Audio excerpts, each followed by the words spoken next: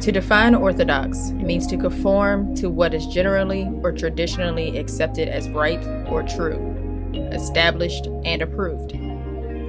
To define a reaction means to have an action performed or a feeling experienced in response to a situation or event.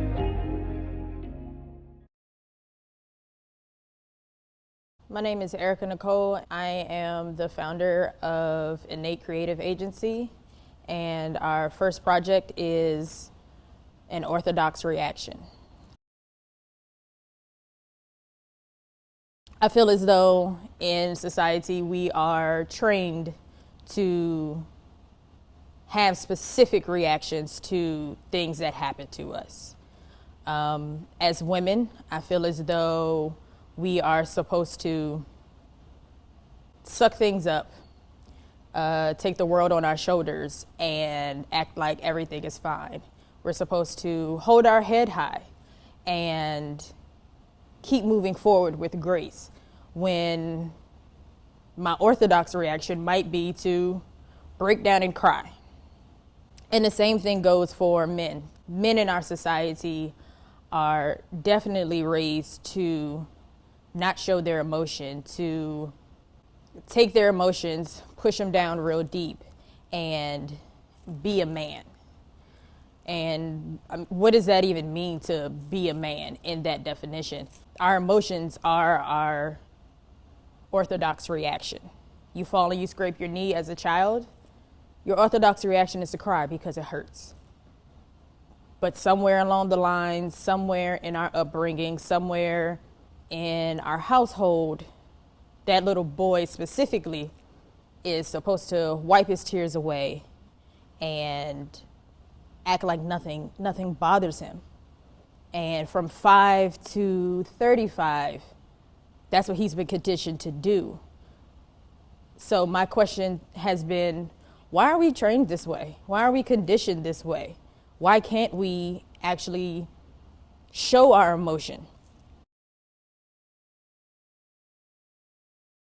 A friend of mine a few years ago put on Facebook a simple post. It was hashtag and his name.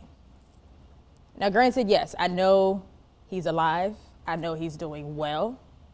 But in that moment, it kind of took my breath away. What if he was a hashtag? And I had to wear that across my chest. I had to post his name. How does that make me feel? And in that moment, it made me feel horrible. So over time, that kind of stuck with me. I didn't know what to do with it. I didn't know how to take it. And it just sat there. It weighed on my heart, especially as time went on and as we started to use more hashtags and more people were being killed, and it was a lot. With this social experiment, I have various conversations with men who have Black women in their lives. And I ask them a series of questions about Black women. Little do they know, eventually I am going to kick the chair from up under them. I make them a shirt. I turn their loved one into a hashtag, and I make them wear it. And in that moment, they have to sit in that. They have to feel that. They have to sit with their emotions of how it could feel if the Black woman in their life became a hashtag.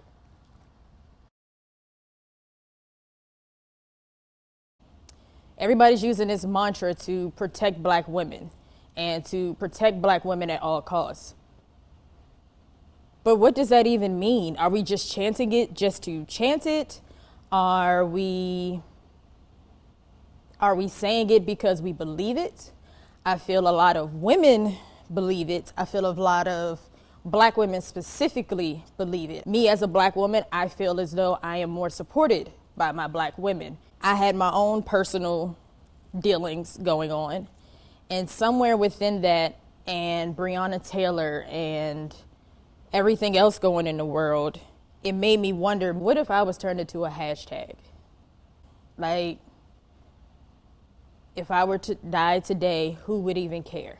If my sweatshirt right now said hashtag Erica Nicole, who would be affected by it? The thing about hashtags is that they're not always negative. Sometimes hashtags can be a positive. We see hashtag Jane Doe, and it's not that Jane Doe has fallen victim to an injustice by losing her life. Jane Doe could have fallen to an injustice in the workplace, and we need to rally behind her. So she's become a hashtag so that she could get her just due in the workplace.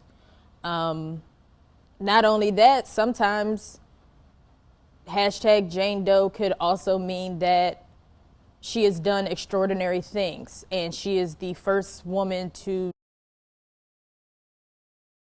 We all seem to absorb that information in our own way. When we first see it, it depends on what's currently going on around us, how we're currently feeling in that day. Granted, I can be on Twitter and I can see hashtag LeBron James. My first thought, LeBron James scored 60 points in a game. If I saw hashtag Erica Nicole, I might not think she did something extraordinary. My thought is that something bad happens. So let me see why everybody is talking and go find out what happened to hashtag Erica Nicole. I feel as though it's a negative connotation on us as Black women.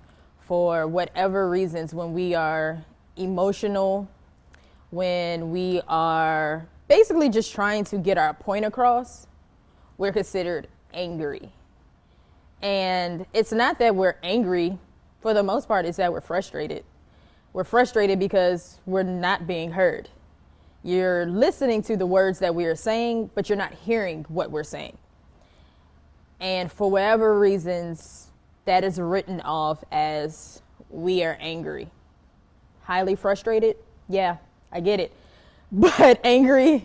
No, by no means. Unfortunately, somewhere within society, we are not given the same grace that other women are when they are expressing their frustration. In the workplace, we'll use Karen.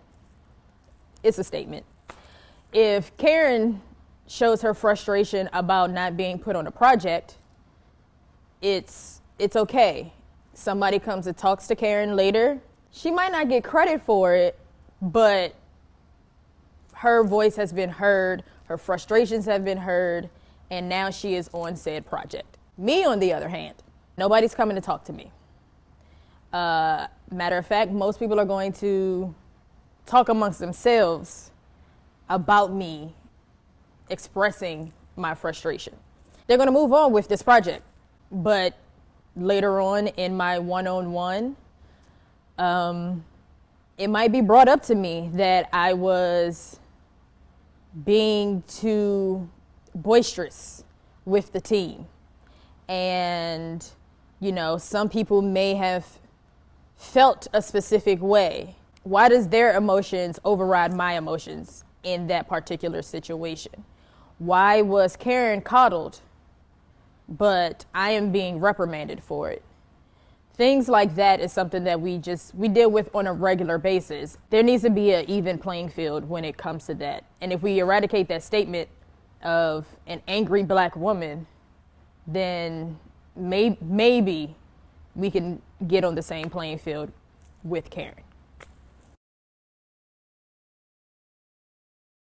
For every woman, I find that it means something different.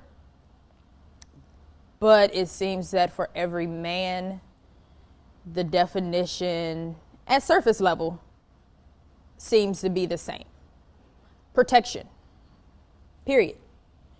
More so on a physical stance than anything else.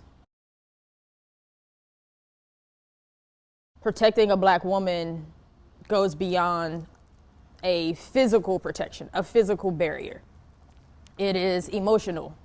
It is psychological.